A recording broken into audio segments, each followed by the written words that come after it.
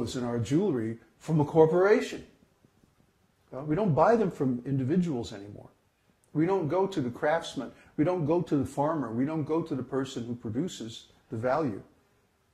We go to some corporation.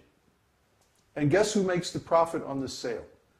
Not the person who made the jewelry, but the corporation that markets the jewelry. See? Not the farmer who grew the food with his hard work, but the corporation that distributes it. They make all the profit. What were we looking at? Potatoes? One time we looked into potatoes.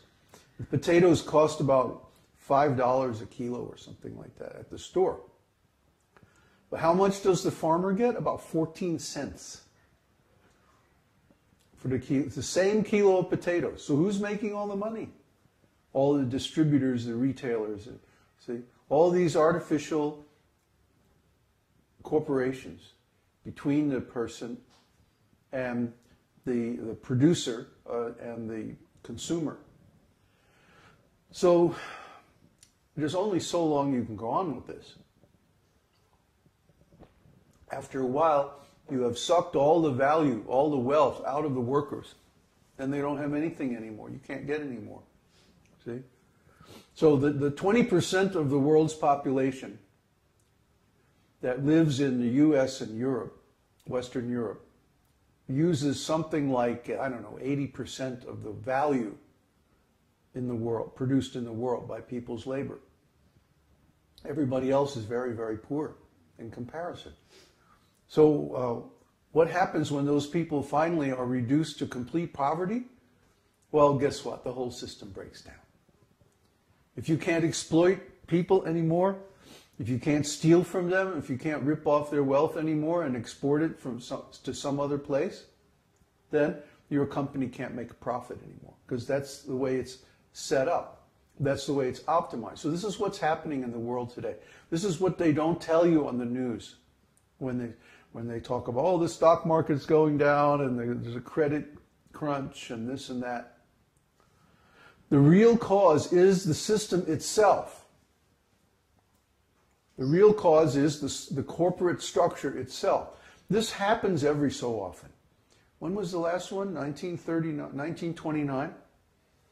So 2009, 80 years ago. About every 80 years, the whole system cracks up. And this time, it's going to be really bad because we're also on the edge of environmental collapse. If the temperature of the world goes up only 4 degrees centigrade, then the whole equatorial belt is going to become uninhabitable. Why? Because the rain will stop. You need a clash of warm, moist air with cool, dry air to form rain. So if the dry, cool air gets heated up, it won't make rain.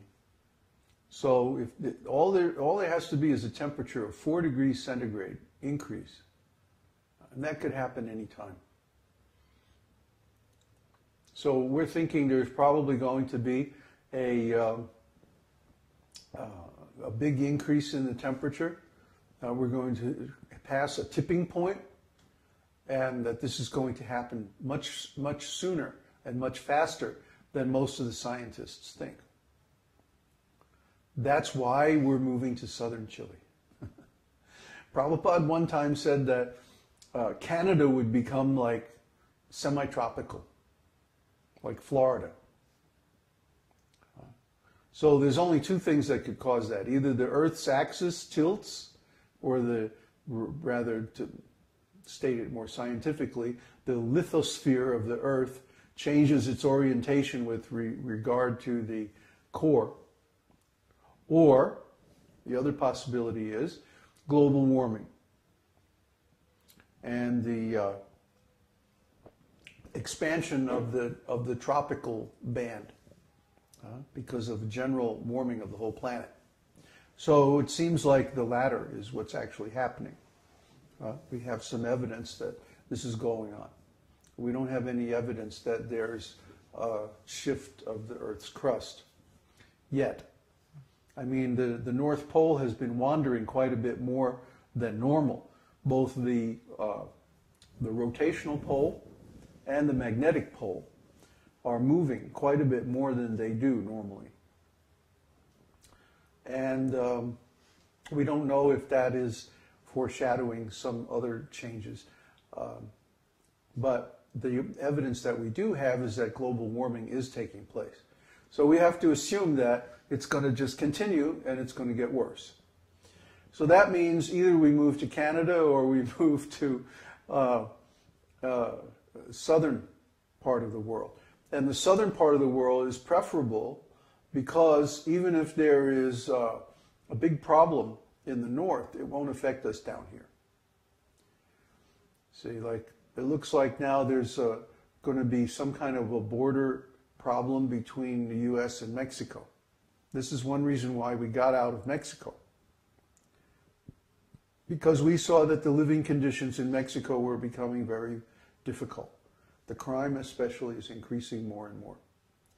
And at some point, I think the gangs in Mexico are going to start targeting foreigners. So we didn't feel like we had a long-term safe situation in Mexico. But in Chile, there's no problems like that. Very, very low crime rate. Chile is a very law-abiding society. Of all of the countries in Latin America, Spanish-speaking countries, Chile is the most law-abiding country. You can't bribe the police here. It's like, don't even try. Whereas everywhere else, you have to bribe the police. It's just a part of doing business, a normal thing.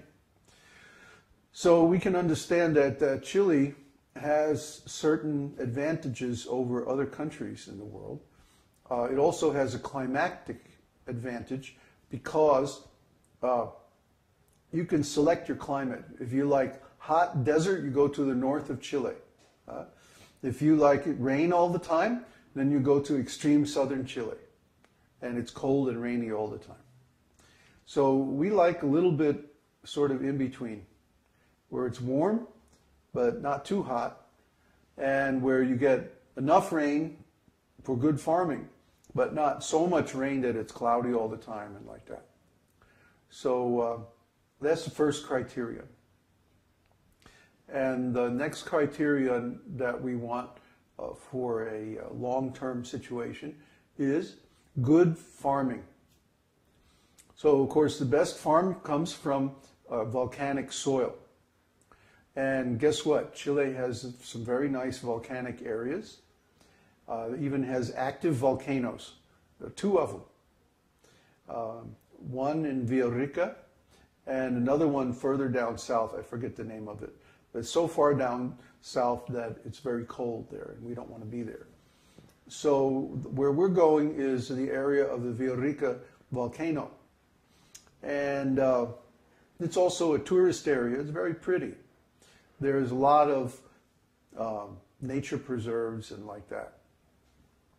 Super hiking, super rafting, and that, like, there's a lot of rivers there.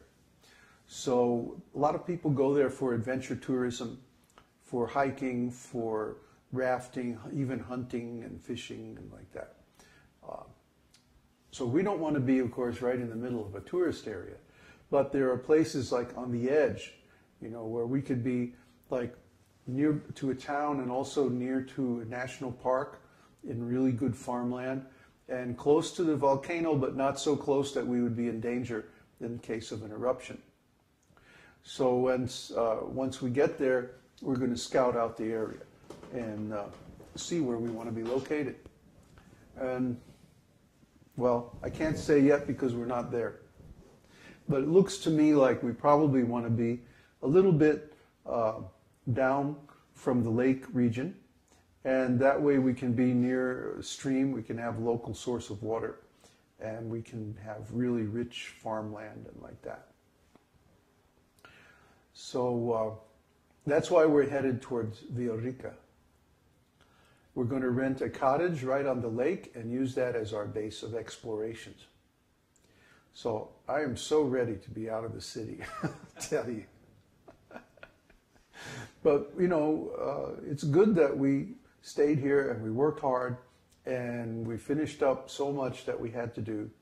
And now can take some time to look around the country and see what's really out there.